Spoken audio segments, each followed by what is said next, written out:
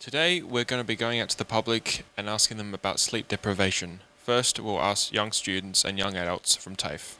I think definitely. Well, the first thing I look at when I wake up is my phone before I go to bed, which obviously you don't get a good sleep while looking at your phone or social media before you go to sleep. We are getting a coffee at the moment, so clearly we're tired. Yeah, I'm in agreement. So I think, especially when you do go to bed and at that bedtime period, a lot of people are hitting their phone, and especially looking at a phone with the darkness around is a lot of sleep deprivation on your eyesight as well. Like the eyes are just focused on that light, and once you do turn the phone off, you're still awake. So This is common within a lot of students and young adults as well. What do you think your advice would be for them? Put the phone down before you go to sleep. Read a book instead, I think. yeah, definitely. I think more lamps, lamps instead of phones and that, and reading a book, and then having a bit of time away from the phone and social media. I think that's the biggest one. So. This study surrounds youths in society as well as adults. Which category of people do you think suffers the most, and what could they do about it? I think definitely the younger generation suffers worse. Obviously, old people don't even know how to use a phone nowadays, so they're less likely to be on the social media.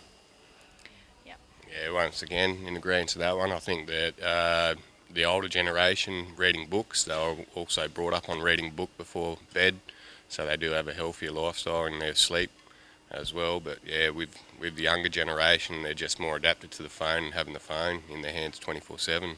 Studies have shown that too much time spent on electronic devices, particularly too much time on the iPhones and stuff like that, has a very harming blue light.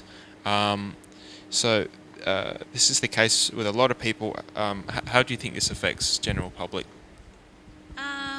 I'm not sure, but I think it can affect your eyes, and in the future, I think we'll have a lot of problems, maybe in the neck and in the eyes, because we look too much to the phones.